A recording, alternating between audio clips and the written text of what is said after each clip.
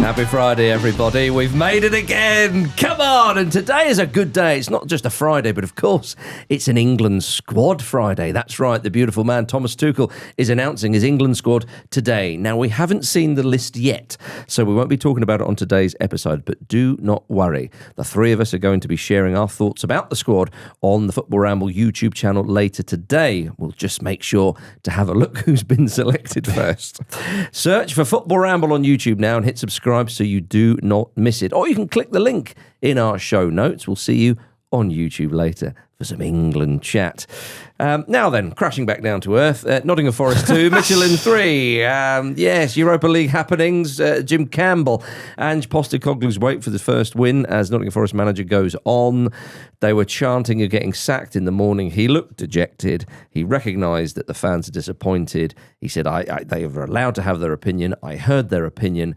It's not looking good for Big Ange. It's really, really not, is it? And it was one of those post-match interviews where this has sort of crept into modern football.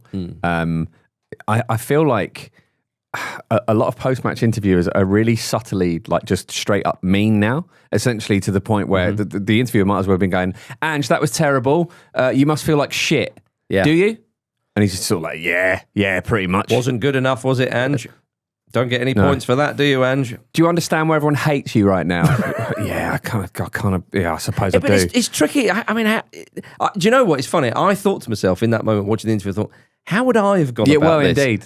I think managers actually tend to prefer that approach rather than the pussyfooting around. And that's another defeat, Ange, isn't it? It's not great, is it? Was it the result you wanted? Yeah. No, it wasn't. Is it difficult because you're Australian, Ange? Is it different? Did you think that you were kicking into bigger posts, wider posts? Look at me, Ange! Is the squareness of the field and the fact that it's not a huge fucking oval off-putting, Ange? But you've won trophies elsewhere, Ange. You're not going to win the Ashes this year, Ange. But, Ange, a satisfying night for Crystal Palace.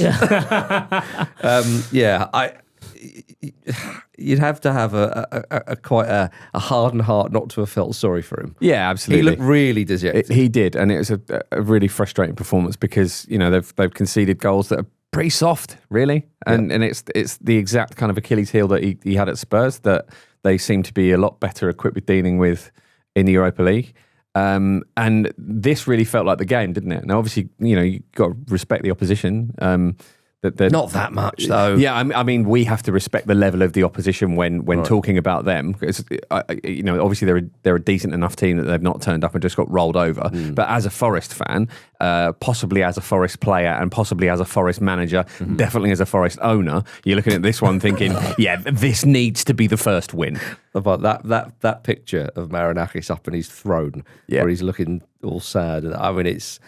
Vish, what are your thoughts currently on Postecoglou, Nottingham Forest, and their Europa League? I think it's everything that Marinakis deserves. I think it is quite funny that he's not had to leave the country, and yet he's still seen two of his teams beaten in the last couple of days. One more understandable than the other. Yeah, 100%. I feel for Ange, as I think we all do around this table, because he's never going to say no to the job when it comes up. No, it's a good job. Yeah.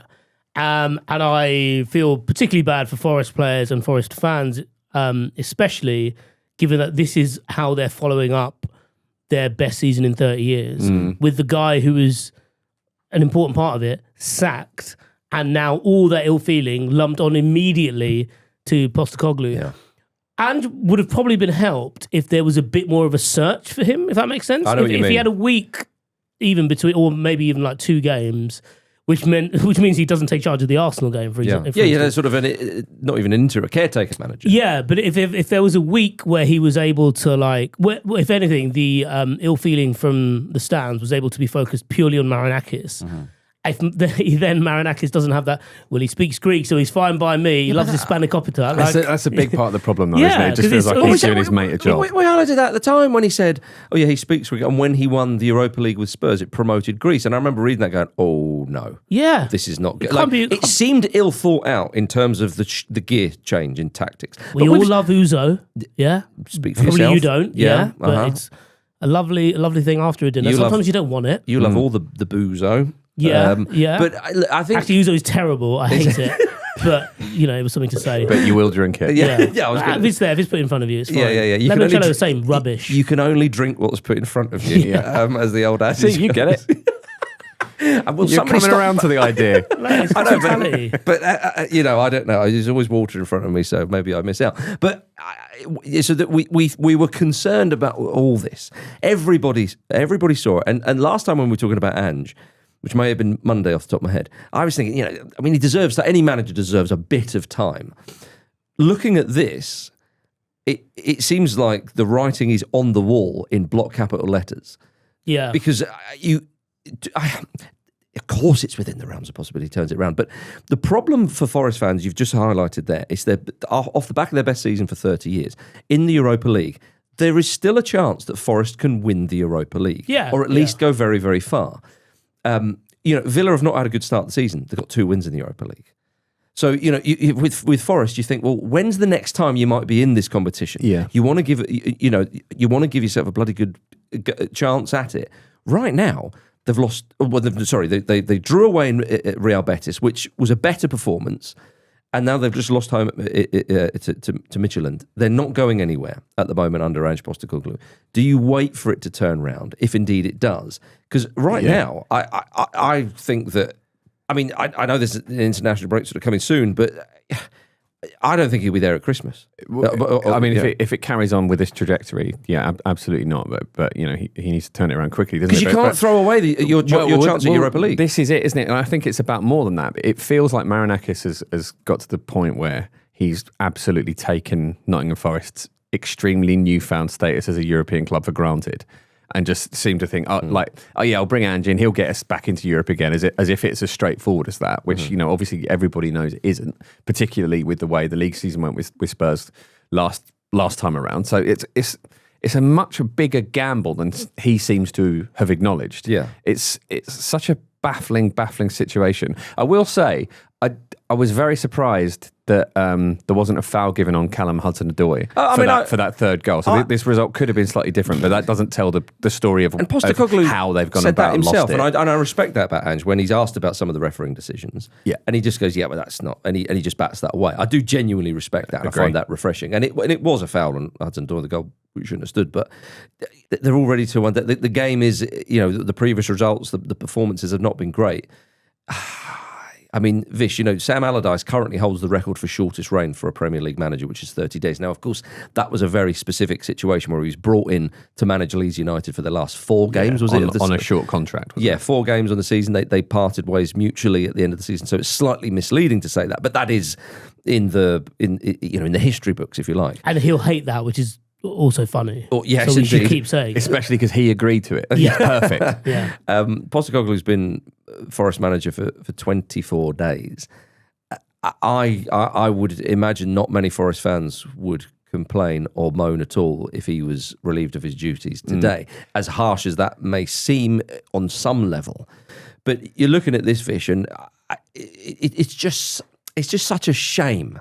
Because with Forest, as you say, that where they've been in recent seasons, to get in there, you win this competition. I know it's a big ask to win the Europa League, so it's not taken for granted. But genuinely, still, because they're in it, and they've got a point. There's a long way to go. Win that competition, your Champions League, and suddenly the club is in a different stratosphere. Yeah. So that's what I mean by. But it's not just about winning it; it's about having a good go at this competition, which can raise your status, which can attract players. It's all good for the club.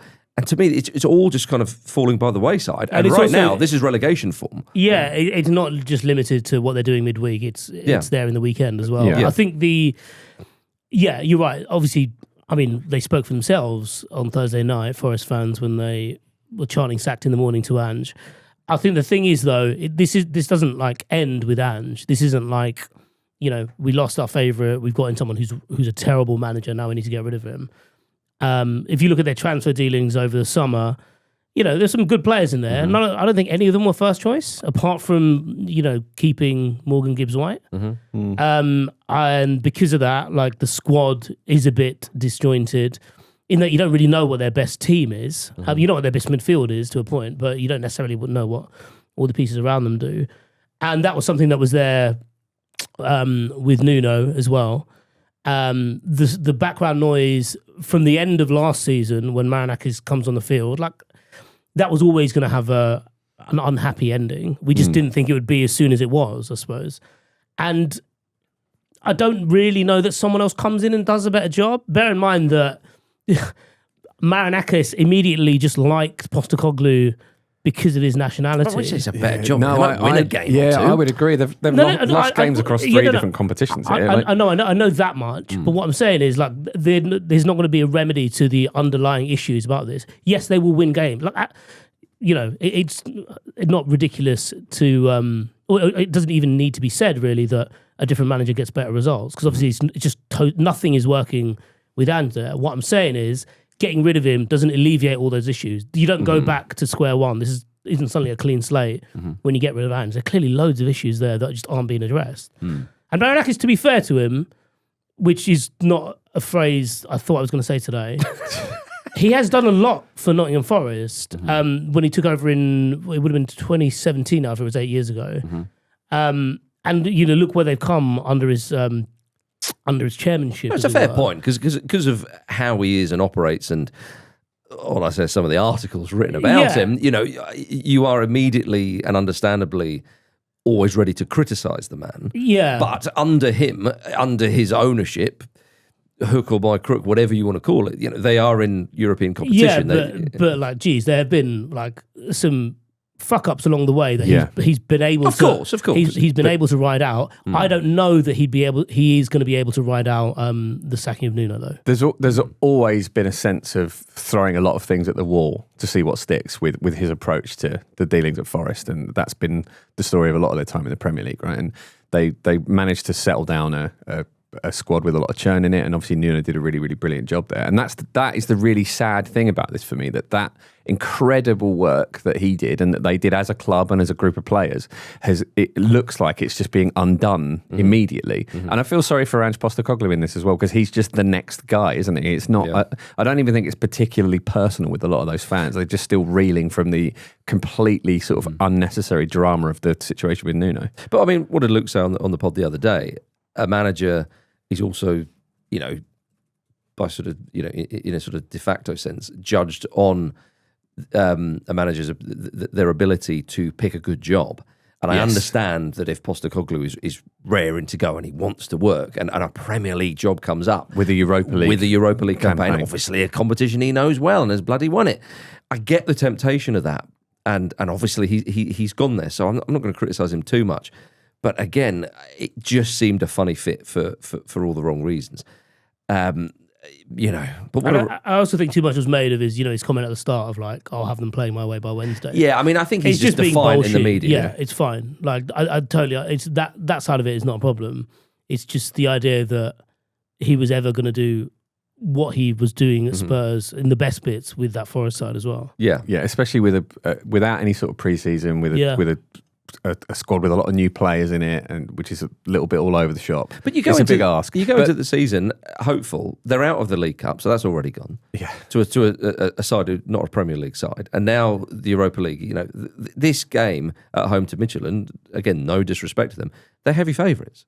They are, and they're now worried about that. What are they going to do in the league this season? I just it was such a shame. In the light of last season as well. Inherited a really good defence, which is what's shoddy. So confusing about this. So shoddy. I mean, Midtjylland, I understand, they're pretty handy at set pieces because according to reports, they're sort of acting as a pseudo academy for set piece coaches, which is quite interesting. Arsenal's Nicolas Jova and Aston Villa's Austin McPhee both spent time there learning with their set piece routines and so on. These guys are boffins are responsible for all of this kind of set piece stuff that's happening right now. Maybe. Yeah, I imagine one of the posters on the wall is that meme of go in there and make it all about you. Yes, indeed. Austin McPhee's a funny one, isn't he? Why? Aston Villa set piece coach, Portugal assistant manager. What? Yeah. Just strange. Worst news for Nottingham Forest is they travel to Newcastle on Sunday. I was going to say at 2 p.m. They're not going to travel at 2 p.m. That's kick-off. Well, who knows? Under Marinakis. Even they should know. Yeah, I mean, this Newcastle really clicked in the week, didn't they? This feels like it could be a really, really tricky afternoon for the old trees. Is the last thing you want to see is Anthony Elanga going, ooh, Yeah. that defence looks a bit shaky, thank you very much. Chris Wood being marshalled out of the game. Yeah. Just, That is properly that would be 2 ex-girlfriends beating you up. Yeah, and with the Forest fans singing Nuno's name, Newcastle United fans, there's a chance for banter. yeah. It's, again, promising to be a brilliant weekend for Crystal Palace. We'll come to Palace in a short while. But before we move on to Villa, though, former referee and Nottingham Forest employee Mark Clattenburg has accused Howard Webb of having an agenda. They don't even hide it. No, Clattenburg's been piping off a lot recently. He has, hasn't he? Piping up a lot. Piping up, piping off. Yeah, all the pipings. Clattenburg's feelings against Webb seem to have started after Webb went to a party without him at Euro 2012. This is amazing. So the actual quotes about this are, I've seen it, and Clattenburg is presenting it as if like, can you believe how outrageous this guy is? What a dickhead. But it's one of those kind of boomerang kind of insults where it just comes back on him. Says, I remember being the additional assistant behind the goal with Martin Atkinson, Howard Webb and his 2 assistants. After the match, we'd all arranged to go into one of the rooms and have a few beers, as we always did after every international. But that night, they all disappeared. The next day, I asked, what happened? I was told they'd gone to bed early. That was the line. But actually, they'd all gone out to a party. It's like, yeah. This is why. You're the one being mugged off here, Mark. This is why, Mark. This is why this sort of thing is why. He said, I respect Howard for what he's done as a referee and management, but as a person, I can't respect the man. So that's why he doesn't want to go to parties with you, isn't it? Yeah. This is a great example of Clattenburg's career at the moment, whatever you want to call it, whether it's a career in the media or as a mouthpiece or whatever, rent a quote, is that he should really be annoyed at all the other people involved in that story as well, but he's picking the highest profile person to lift himself. He's genuinely quite a pathetic man. Yeah, and I always think this with the call for players to be referees is that actually it's not workable because they're used to being adored and they don't want to put themselves, whatever issues they might have doing it anyway, where they need to do it financially, it is putting yourself in a quote unquote lower social, lower down on the social pyramid to what they're used to, which they find difficult. But then I also think people who aren't as big a losers as Clattenburg should also try and be referees. There's no reason to be this pathetic after your career, or even during your career, as he's spoken about. Some of as his a referee. Comments about Jurgen Klopp recently have been absolutely ridiculous. Yeah, as well. I just find he doesn't think about you, mate. Leave it. Yeah, it's a bit of a shame because Clattenburg he refereed in the Champions League final. Got to He the highest point. was a very good referee. Yeah, totally. Clearly Yeah. with a massive chip on his shoulder. Well, this is And it. a little lizard tongue. Yeah, and a lizard tongue. Oh yeah, so it's just like he'll have lots of interesting things to say about the game, and I've no doubt in these interviews he probably does say bits and pieces, but. Silly sausage. Right, Aston Villa won in the Netherlands yesterday, 2-0 away to Feyenoord. Good win for Villa, 2 wins out of 2 in the Europa League this season. Since the return to major European competition, only Real Madrid, PSG and Bayern Munich have won more games in Europe than Aston Villa. 16 wins. How about that? They returned, of course, in the 23-24 season. So they've got pedigree. I mean, it was impressive in the Champions League last season. Did beat PSG at some point, but obviously not on aggregate. But this game perhaps will be remembered for some controversial refereeing. Yeah, they were pretty lucky to have a goal disallowed. Against them. Against them, yeah. I'm not massively clear on why that actually happened. Well, I think he thought that, was it Matty Cash was fouled? This is referring to Ayasu Ueda's headed goal where Bizot nearly saved it. The ball went over the line, but I think it was Matty Cash was judged to have been fouled. But the referee... It's very soft. Yeah, the referee, according to Robin Van Persie, apologised to him at half-time, which is... quite something because Van Persie confronted him, and I think the referee realised. So interesting sort of dynamic for the second half. I mean, he didn't sort of give them any shockers. I mean, I suppose you could say that when he stuck with his on-pitch decision to not send off the defender who fouled Ollie Watkins, he just gave him a booking. I mean, I thought that was a red card all day long. Yeah, personally. it was very clearly a dogzo, wasn't it? Dogzo day afternoon. Well, the idea, or maybe the thinking was was Watkins going to get the ball? I guess they were quite close together, weren't they? So yeah. I mean, that's the only possible defence of it. But he just fouls him while he's through on goal. Well, yeah. I mean, it wasn't the ball wasn't smashed in front of it wasn't like going out for a goal kick or something. The ball was there to be won, and I think Watkins, there was a chance, is strong enough to win it, right? Yeah, exactly. I mean, maybe 50-50 with him and the goalkeeper who's going to get there, but I couldn't believe that wasn't a red card. Personally. Do you reckon he was like, oh God, Robin's watching? But that was in the first half. Yeah, oh, that's true. It was about 13 minutes in or something. But I mean, it didn't matter for Aston Villa though, Jim, because Emi Buendia and John McGinn stepped up again, as they did at the weekend, and a few players like that have been really, really key for them getting through this sticky period of form. And it's 3 wins in a row now, isn't it? Which is great. And as we mentioned the other day, I think certainly on paper this is the toughest of the fixtures they've got in the Europa League group stage. They've still got to go away to Fenerbahce as well. But you think this one's probably the sternest test, and they've come through it really well. It's not a classic, and a couple of slightly controversial moments that we mentioned, but just getting it done is the most important thing. Emi Martinez wasn't in the starting lineup because he picked up a knock in the warm up, and I thought to myself, my goodness, much was made about Aston Villa in their 1982 European Cup final win at that ground. And of course, one of the stories of that European Cup final was Nigel Spink. Shagging the European Cup? Not quite. Well, I don't know. Ultimately, I doubt it, but I don't know. So I don't want to. A few cameras around then, so they wouldn't have caught it. Yeah, there could have been some spink spunk after the game, all I know. Oh no! You said it, Jim. I really didn't. Yeah, you just said he was shagging the trophy. No, he didn't say spink spunk. You said that, and now I've said it. It's first of the month. So anyway, of course, Nigel Spink, was brought on after 9 minutes in that game. And so again with second choice goalkeepers coming into the Villa side at that ground, it was of course going to be an Aston Villa victory. So and he had a great game, you have to say. Proceeded to make 8 saves during the game. Shows you that it was a keenly contested match. So well done Aston Villa, who host Burnley at 2 p.m. on Sunday. A fixture you would have them down as favourites. So what is it, 3 wins on the bounce for Villa. Yeah. Not a great start, and they've got Burnley at home, which, again, heavy favourites for. Put that away, suddenly the picture's looking a lot more rosy, Vish. I think it's already a lot more rosy. I feel like it's, it feels a bit more familiar to the Aston Villa under Emery that we've seen. Mm-hmm. I think Morgan Rogers has got a bit of joy back, which is nice for club. Obviously, he had a bit of a bit more joy for country. Did one of his turns, didn't he? He did. Yeah. And then he dived.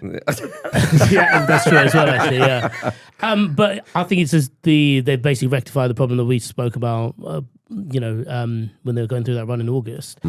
They'd seemingly lost all their width, which meant players like McGinn and Morgan Rogers had to do a bit more away from their favoured, more central spaces, and now they've been pushed back in. I thought Maatsen was really good yesterday. I kind of always end up wanting a bit more from him, partly because of how good he was during that low spell for Dortmund, where you saw him as a bit of a marauder from deep. And he's doing more of that now. He was certainly doing more of it on Thursday night, and I think I can see, obviously, Luca Digne is very good for the way Villa play, which is stretching teams, and he can do that with his passing and certainly with his crossing from deep as well. But I just think Maatsen gives them a bit more thrust, and so that's something they've got to look at going forward, or certainly Emery might look at going forward. But yeah, the green shoots are there. It's they look at a much better place than they did a month ago. Absolutely right. Coming up after this, Crystal Palace get a big win in Europe. So sorry about I hadn't pressed the button. I went away for a job at half time. Excuse my term of language, just a wee bit poop. I mean, it's the second one, isn't it? Yeah. The first one, after apologising for the language. Yeah, exactly. Yeah. The first one, you kind of go, okay, all right, there we are. You've had your... The intrusive thoughts have absolutely won out there, haven't they? Yeah. Yes, indeed. So were Hamilton Accies right to sack him then, Jim? Hamilton Sackies. Yeah, sure. This happened like 3 years ago. I don't really have a strong opinion on it either way. Okay. So don't accuse me of not standing by it. Right, Dynamo Kyiv 0, Crystal Palace 2. Crystal Palace win their first ever game in Europe, not including preliminary rounds. Okay, Which they ridiculously had to play in. but they got past it, and they got past Dynamo Kyiv, which is proper opponent, really, you would say. They've got a club record 19 games unbeaten. What a way to do it in Europe as well, Jim. A place where they're not used to playing games. Well, and that's part of it, isn't it? Because as we mentioned again on the other day, European away fixtures are a very, very different type of atmosphere. You're often playing against teams who are used to setting the agenda in their games, and sometimes it can kind of catch you a little bit cold, be something you're not as necessarily prepared for as you would be against the Premier League team, and that was essentially an irrelevance for Palace. They controlled the game. They played with a lot of verve. I think they probably could have won by more goals as well. They were really the dominant team in it, and they're going to be in most of the games in this competition. But they also have to approach it in a way where they take advantage of that, and they get used to that as well, because there are. Deeper into the competition, there are a couple of teams in there. There's Fiorentina and Strasbourg in particular. Fiorentina always there. Exactly. Yeah, this is their competition. Doesn't matter where they finish. They just won't win it. Yeah, well, that's the danger, though, isn't it? Could it be this year? That's the tricky thing for Palace, and it's also the tricky thing for Fiorentina, where you think, and to a degree, Strasbourg, you think we're going to put most of these teams away, but there's one we could come unstuck against, and if you do, it's gutting. It's absolutely gutting to sort of breeze to the final and then essentially sort of trip over your own shoelaces at the end is how that would probably feel. So, yeah, I thought Palace played really well. Their approach was exceptional. They seemed to really enjoy it. The second goal was superb. Eddie Nketiah was quite unlucky to have a marginally offside goal. He looked sharp. It was offside, but it was a lovely finish. Yeah, and his actual goal that stood was a sharp finish as well. Lovely work from Yeremy Pino to. He had a great game. Put in a lovely cross with the outside of his boot, and then deft finish from Nketiah. He did have a great game. And was low-key a really good signing, actually. Yes. I think because it happened quite late, people... it just was quite far down the news agenda, wasn't it? Because of who left. Well, indeed. I mean, it's sort of really a replacement for Eberechi Eze. So the type of player Palace can realistically attract is not going to be like for like with Eze in terms of the profile of him. So that's why. But he started life at Palace really, really well. In fact, I mean, we know they're strong on the flanks. You know, the wing backs, I mean, Mitchell, but Munoz as well. A great header as well. Yeah. Lovely looping header. Yeah. We've seen him header do in the top corner, yes, please. Yeah, absolutely right, Jim. What a start to the campaign. Mateta obviously came off, Nketiah came on, and he's having a great time, Vish, old Eddie. But a silly sending off for Sousa. Yeah. What are you doing, man? You're cruising. No need for it. 2 yellows. Come on. But both of them were really silly as well, and so close together. She just got excited. You know, we always keep on yellow card and suspension watch around Christmas. Need to factor in all holidays, don't we? Is the Croatian Christmas coming up? What's this? Well, we should look into that. Maybe I should have looked into it before bringing this to the table, but I thought this was a collaborative process. Okay. But yeah, no idea. Maybe just one of these midweeks back. Is that what it was? Yeah. Half term's coming up? What are you getting? Yeah, maybe. Cool. Maybe. Footballers don't really like the kids, do they? So. Actually, no, half term's still a few weeks that's away. just Ruben Amorim. Yeah. Yeah. No, I think we've looked into it enough. It was just a daft sending off. Yeah. Bad process, guys. Bad process. Very, very bad process, Jim, indeed. But great win for Palace. They are the favourites for this competition because they have Premier League money. But they're also a very, very good side. And what was also good is you were talking about it there, Jim, was we're used to Palace playing really well against teams that are better than them. And how do they then take the game to the smaller teams is often one of the things, highlighted this season, even, with home draw against Sunderland, for example, and so on.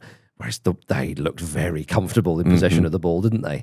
But they always do, don't they? Yeah, so not in possession. I didn't mean that. Sorry, as in they look very comfortable in just taking the game to them and creating a lot of chances.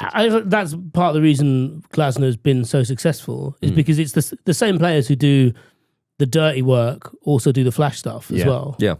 No, that's a fair point. Well, Glasner himself is in the spotlight as well, not for his team's performances, but his contract which runs to the end of the season. The BBC have reported that he was offered a new contract early this summer, but he preferred to wait until the end of the transfer window before making a decision, as he wanted to see how committed the club were to strengthening the squad.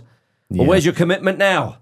Well, I mean, that's the thing, isn't it? Like, as good as this unbeaten run has been, as remarkable as the last few months have been for Crystal Palace, this is the big thing, keeping him. Yes. And I suppose he's wanting them to see what ends up being the situation with Mark Gay, and he'll have a better idea of that in January. I wouldn't be surprised if he walked, because that's just the nature of football now. Like, it happens. He would have to be offered a really plum job. Yeah. And I think that... He just will be offered a plum job. He will, but will he be realistically during the season? Because again, what does it have to take to get him away from Palace? It would have to be something significantly better and more attractive. And what would it take to keep him at Palace? It would have to be significantly better and more attractive. It would have to be signing players. It would be actually building on this. And it's really hard to do. I know sometimes we think, rightly, like, we celebrate teams for getting into Europe and like, right, this is the start of the rest of your lives. Yes. But it takes so much work to maintain that league position full stop and keep investing in your squad. And this is the first time Palace have really been in that situation, because they got away with losing Elise to a point because they had Eze. Losing Eze, obviously, we mentioned Pino there, but like, there's a way of building on that. And this might be a very different conversation we have in 2 months' time, or maybe just after the Christmas period, where all these games suddenly start racking up in the legs of those players, and Palace play a different way, and results go a different way, and that's definitely true. Then? I mean, I think that for what it's worth, my prediction would be he'll be there until the end of the season. Yeah, I reckon now, quite so. clearly, if they won the Europa Conference League, they are favourites to do it. It's not a given, of course. You're in the Europa League, so you got European football back. What then can the board do? Blah blah blah blah blah. These are conversations, as you say, we will have throughout the season, and very much at the end of the season. I would be very surprised if he left during the season, barring disaster or exceptional circumstances, because it's so good there right now that his reputation will only get better as the season goes on. If they can still keep performing and they can do something, if they can win something again, then his reputation. Whereas, like, why jump ship in November when Man United almost certainly will sack Ruben Amorim? To me, that'd just be seeing out this Conference League campaign in particular seems like a smart thing for him in terms of his career and his CV as well. If he does end up leaving, I mean, it must be frustrating for Palace fans whenever anyone talks about them. They start like linking the manager elsewhere. But if that is how it plays out, they have real opportunity here actually if they identify the right kind of profile of up and coming manager who is not too dissimilar from Glasner. I know Glasner had won the Europa League and it was a bit of a coup to get him, but they can position themselves as a club where you can come into the Premier League, show what you can do, and then maybe get a move elsewhere. And there are worse positions to be in. Definitely. Now, before we talk about some of the fixtures in the Premier League this weekend and we depart from European football, did you see Roma losing 1-0 to Lille last night? Yeah. Lille's goalkeeper, Berke Ozer, saved 3 penalties in that game. But of course, it will only go down as 1 penalty because it all happened in the same phase of play, if you like. Stunning stuff. He saved 2 from Dovbyk, but he was off his line both times. Yeah. Oh no, there was encroachment, I think, for the first one. Whatever it was, the first one was again. He was definitely off his line for the second one, like a sprinter almost in the old days when you had 2 full starts before you were chucked out. It was like, right, well, I got to be on my toes. And he went, and the guy, the penalty was put in the same position. It was a carbon copy. Both times you think that is outrageous, and then it's like, no, you came off your line. So Matthias Soule then steps up and says, I'm going to have to sort this out. And he bloody missed that. He saved it again. Amazing. I think if you miss, if you have to get a penalty retaken, the person who took it has to retake it. I think that I would tend to agree with you. Yeah, I think you enter that contract almost when you both step up and put the ball down and the keeper's on his line. Although if it is the goalkeeper or the opposition ultimately being penalised, then they should be. Then I think they should have to kind of take whatever. I think if it was the taker, if the taker did too much of a. I mean, I don't know what a penalty taker would have to do to I suppose it'd be encroachment, wouldn't it? Those get disallowed. Yeah, smoking. Yeah, if he did that would be disallowed. Yeah, if he had using his horn in a built-up area after 11 p.m. That'd be. See, there you go. Yeah. But anyway, extraordinary. Do check that out because, he earned his clean sheet last night. Dovbyk missing the first 2 was, I watched that and I was like, that is a living nightmare. Yeah, he's a good player as well. Yeah. But the thing is... 2 shit penalties. But the first one's a sighter, right? You kind of go, that can happen. You don't get the connection you want and it goes... I better not do that again. Yeah, exactly the same. Yeah. He was doing the old sort of star jump tactic to put off the penalty takers and it really worked. It did. Yeah. Bloody hell. Right then. Premier League starts, it starts tonight, but on Saturday, the games get going at 12:30, Leeds United versus Tottenham. Leeds welcome Spurs to Elland Road, which is becoming a bit of a fortress. They haven't lost there in, 23 league matches, I think. Obviously, the majority of them being in the Championship, but so far, pretty good at home. And that's exactly what people were saying about Leeds United. They sit 12th in the table, 2 wins, 2 draws, and 2 losses so far, and that's decent. Vish, it is. It's a topic that Daniel Farke will be pleased about. Yeah, he will be with his big Easter Island head. I really like Daniel Farke, and I really regret saying that. Sorry, Daniel. They've done well so far. I think you could argue that they. He's not often repentant about something he's done, is he? No, he's not. All the time. Yeah, but we don't live with you. But usually save it for Mondays. Yeah. And your columns. Yeah. What? You're a journalist. I don't write. Yeah, here are some apologise every Monday. Here are some of the terrible things I've done this weekend. I'd like to see that. That would be a good column, though. Yeah, in like a tabloid or the Daily Mail or something. Yeah. That'd be brilliant. On ESPN Crick Info, a cricket-based website. I'm trying to get you more work. Here are some of the terrible things I've done over the weekend due to drink. I'm trying to get you more work. And you actually gave me less work. And I'm trying to get us more material. He's certainly done that, yeah. You've not finished your limoncello. So Daniel Farke, yeah. Daniel Farke, big head Daniel Farke, yeah. Could fit a lot of liquid in that bonce, couldn't he? Sorry. It's not where it ends up, is it? No, this is what we want. This is what we want. Okay, that's true. He'd make quite a good ornamental jug, wouldn't he? He's got a bit of a Toby jug look, actually, isn't he? Would you like to put him in the dentist chair and pull alcohol down his gob? No, I wouldn't do that. No? No. Okay. That's where you draw the line, is it? Yeah, that's too far. Yeah. Shouldn't be against his will. I think you misunderstood what I was saying, but fine, okay. No, I get it. Yeah, go on. I think Leeds have done well, as you said. You could argue they probably played Everton at the right time, first game of the season. Definitely. They weren't quite the Everton that we know and Newcastle. Now. One thing, spot on, and Newcastle. So as far as I'm concerned, they hadn't won any of those games properly. Yeah, exactly. Why did I do that accent as well? Yeah, I went more Neil Warnock there, or did the Bright Clough. Yeah. But he's welcome. Yeah, thanks. He's been in the dugout as well. Both ex-Leeds managers. Do it again with a bit of Farke thrown in. I couldn't, Jim. Go on. I need a proper run-up at that. Vish, go on. At the start of the season... Yes. And it's been quite a big topic on a lot of the shows we've done, including the mailbag, about promoted teams, the likelihood of them staying up and this, that and the other. And I think the point we made about all the promoted teams was because of how few points you need now compared to 15 years ago, say, to stay up, beat the teams around you. And Leeds have kind of done that in the way that they dragged down Wolves and beating them 3-1, I think it was. Yeah. And even the performance against Bournemouth, obviously the big kicker was conceding late on, but getting a draw against Bournemouth is a good result these days. Yeah. And I thought Bournemouth were going to turn up there and give them a 100%. Yeah. And that's be honest, more of my reflection on Bournemouth, by the way. Sure, yeah. And I'll be honest, I think Spurs have been under the radar a bit naff. Well, yeah, they've drawn 3 and 4. They won in the League Cup, but that was against Doncaster, which obviously you'd expect them to win handily.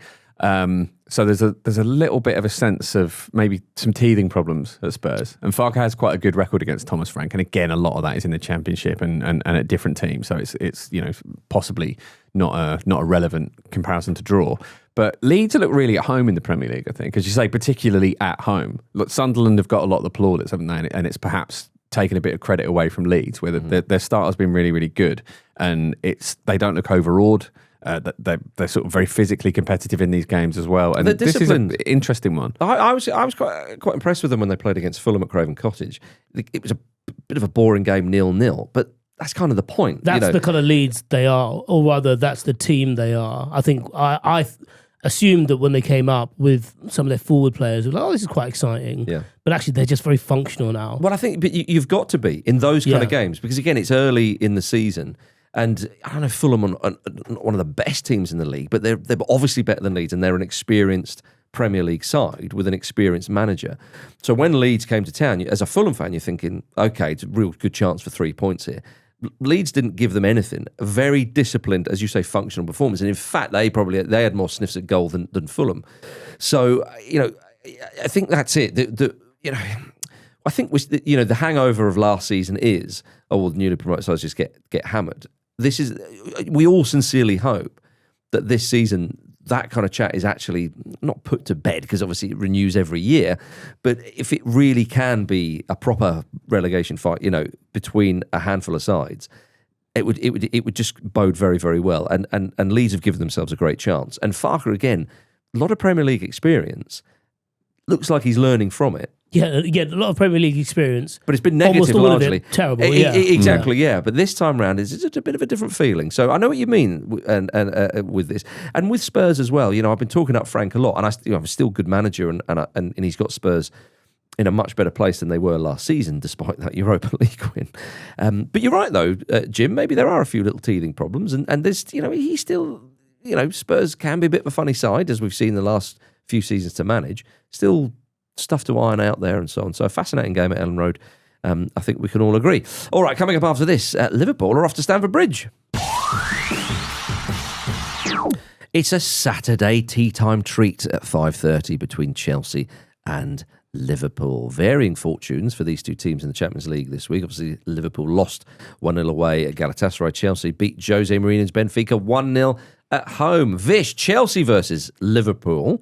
What are your immediate thoughts and opinions on this game? My immediate thought is that when they rocked up to Cobham, their training ground, on Friday, that Mourinho was there, and he just met them at the door, like, please let me stay for this game. I'll be out of your hair at the end of the weekend, just let me stay for this game. You'll need me. Yeah, it is it's probably like natural in the way that Chelsea in particular have changed over the few years, but this feels a very different game, doesn't it? It feels like Liverpool are going there to have a prank pulled on them by quite a mischievous and unpredictable Chelsea side. Yeah. And that's the thing to avoid. But really and truly, this should be a game that's actually quite comfortable for Liverpool, because Chelsea aren't a team. They're a set of individuals and a rotating cast of wide men. Yeah, who already have a decent amount of injuries, especially defensively. And Liverpool are, for all their missteps, are still very much in control of things, and yet this feels like it could be another Jenga block popped out of the Arne Slot building. Yeah, the Arne Slot building. I want chaos, Jim. Yeah, I think we all do. I do think this is just a really good opportunity for course correction for Liverpool, isn't it? Because they've essentially had two bad games, and everyone's sort of gleefully looking to write them off. And I don't think anyone's seriously suggesting that, but it's not just two games, though, Jim. But no, I know it's not. But obviously, they've got those results in the other games, and I think people are possibly overstating quite how bad of a situation Liverpool might find themselves in, because obviously they have so much firepower, and they have a very good coach, and they have every opportunity to turn this around here. I think there is a quite high possibility for chaos. Mark Cucurella is on the pitch. That's always an agent of that. And Chelsea are just sort of, they're kind of good for that, aren't they? They're very, very unpredictable. I was going to say it's never dull there. Sometimes it's extremely dull, but often it's very dramatic, even within that. Benfica game, weren't you? Yeah. I get what you're saying. I mean, Chelsea need to not get a red card in this game. That would be a start. They need all the players they start the game with to finish the game. Yes. Well, certainly the same number of players. Same number, definitely, them, Enzo Maresca spoke about Chelsea needing to stop getting players sent off, and said sometimes it's better to concede the goal or the chance, because then it's 11 versus 11. You have more minutes to play. I mean, that's obviously for Robert Sanchez, whereas João Pedro is that was a really weird one. Do you think it's frustrating for him to have to go that much back to basics? Just, can you stop getting sent off? Yeah, it seems to be. I don't know. Now this is something that we can all get behind. And I felt this at the time. Chelsea fans in attendance at their win over Benfica weren't happy about the club's decision to play goal music after Chelsea scored. And I totally agreed, because I remember thinking to myself, they don't normally do this at Stamford Bridge. It was obviously Chelsea Dagger that they played. But I remember looking around going, what's this about? That's not... Because we've talked about goal. It kills the atmosphere. Yeah, it's one of the best moments of the whole sport. Yeah, someone celebrating a goal. Why would you piss all over that? You see your team score a goal. You don't need anybody in any sort of form or guise to go, right, now get excited. Yeah. Yeah. Applause. Now do you know what I mean? Yeah, Live absolutely. studio It's audience. exactly that, isn't it? Yeah. But yeah, madness. So Do you yeah. feel, is that a dig from Maresca, who's spoken about the atmosphere a couple of times in the past? Oh, that's really interesting. I wonder if they run it by managers for that very reason. That is does an he get to interesting pick point. the song? That would be great as well. Just put Sorry, that on, just put sorry that on guys, shuffle. it was my choice. Yeah. Yeah, you want I mean, if you wanted to, so if you've got a manager or even a DJ really wanting a track, but fans don't want it, can't they play something which is just sort of quite quiet in the background, so they get to press their little button and the fans don't hear it? Everyone's happy. Oh, I see what you're saying. Like giving them like an unplugged controller. Yeah. Yeah. Oh, that would be better. Actually. Yeah. What would be the worst, like an absolute vibe killer of goal music? Oh, that's a good Immediately, I went to Colorblind by Counting Crows.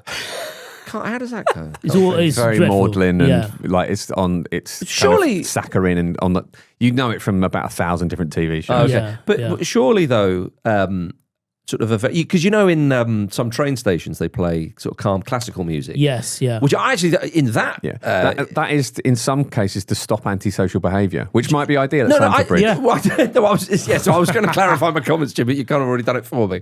But so that has its benefits, right? But not when a goal goes in. Yeah. What if they played the national anthem? Always up for that. Yeah. Always up for it. See, you changed your tune, haven't you? Because they've changed their tune. Yeah. I mean, but to go back to the point, yeah, I wonder if Maresca gets the final say on that. Because surely you would as the manager. Yeah. It sort of falls under your remit, doesn't it? Not on the track. The manager can't be picking the track for goal music. If he- However, if when he you is, say he's doing that, too much, But isn't when he? you say that, Vish, I kind of think, I mean, surely you must have it. That is Yeah. just. I've never thought about it like that. Yeah. I mean, again, I know I mention this at every opportunity and I make no apology for that. You have a lot of power with this sort of thing because Bayern scoring a goal, then having Fred Flintstone shout yabba dabba doo and playing the can is one of the funniest things in world football. And Sturm Graz, I watched the Rangers game yesterday Yes. because I was rubbernecking. Sturm Graz had classical music after each goal. But like upbeat classical. not Yes, really though, was sort it? of, yeah. Oh, that's interesting. It was like if you heard it in the underground, you start running. Yeah, maybe. remember that we're Austrian. Yeah, exactly. Yeah, we've got culture. Yeah. That is, to be fair, Bayern is the anomaly. It's brilliant. It's such a dick thing to Especially do. like when they're battering someone 6-7-0, which they do every season. Yeah. It is essentially you are entertainment for us. Yeah, you know, Harry Kane you are scores- here to be toyed with. Kane Yeah. scores his 5th penalty of the game in an 8-0 win. Yabba dabba doo. That bit always gets forgotten as well. That bit is why have they combined those two things?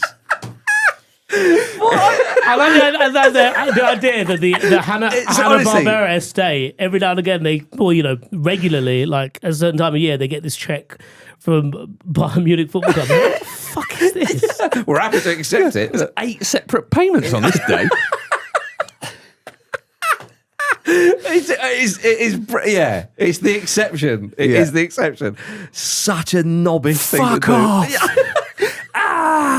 It's so funny. Like ruffling all the hair on all the heads of the players. Oh my goodness. But do they not leave though? They leave a bit of a gap though for the They cheer. do, because I feel like I hear cheers whenever they do that. Yeah, so they have the celebration and then they go into it. So if anything, they have recognised. Flintstones was released between September 30th, 1960 and April the 1st, 1966. There you are, you see. All makes sense. Really Keystone Cop stuff, isn't it? Oh, dearie me. Now, at the time of recording, Liverpool still top of the Premier League by 2 points. However, after last weekend, the bookies now have Arsenal as favourites to win the league. The bookies have joined me in saying that Arsenal are the favourites for the Premier League. Jim, you must be very excited. I'm thrilled. Again, Home straight, plain sailing. It's one result, isn't it? So I'm trying to keep my feet on the ground. I'm happy for you to get carried away though. So, I'm trying to give you a footy. yeah, Get off the ground. I like it down here. It's safe. It's safe. Vish, what do you think of that? Well, it kind of makes sense, doesn't it? They've had, Man City not even mentioned. had quite a tricky run in. I mean, I think Man City are going to win the league still. Still think that. Yeah. That's Yeah. it. You double down. You double down. You all son. seen what Phil Foden's been cooking? The person I picked to be player of the season. Oh, that can still happen. Has Erling Haaland got 17 goals already? Is it something Yeah. like that for club and country? Yeah. A lot of canning. Tijani Reinders. Oh is my God! Yeah, too that good. can never happen. He can never join them. They'll bankrupt themselves paying Hanna-Barbera. Kane's already doing that, isn't he? Yeah, true enough. Kane and Haaland. Yeah. It'd just be an episode of the Flintstones, wouldn't it? It would be, yeah. Opta have Liverpool as second favourite for the Champions League, which is surprising. Behind Arsenal. What's going on? Opta loving Arsenal at the moment. They are, yeah. I mean, I know, okay, fair enough. Real Madrid got hammered by Atleti, so maybe that's kind of influenced it, perhaps. I don't know, although... Real Madrid do, like, as a banker, they do look a bit rubbish, but then it feels like they've just been replaced by PSG. Yeah. Yeah, and also Real Madrid are Real Madrid, aren't they? But how they're playing now might be irrelevant in May. In May. I mean, this is Opta stats, so it's not, Yeah, we know it's not predicting the future. Yeah, but I'm just surprised that, Well, Arsenal have been, like, thereabouts for the last couple of years. No, I don't think it's outrageous. Part of it is the defensive record as well. Yeah, true. Also, it's not unreasonable to say that the favourite, the team that you also picked to win the Premier League, might end up winning the Champions League. So the bookies have got them to favourite the Premier League, but the Opta stats have got the Arsenal. Well, you predicted a treble the other day as well. Do you think we're going to miss out on the Carabao? Yeah. Well, that's Fulham's. Sure. Okay. And what a windfall. Need the money. It's also a bit rich of you to say that, considering Sunderland are on the verge as well. Of what? The Premier League. Oh, are they now? Yeah. That's you saying it, not me.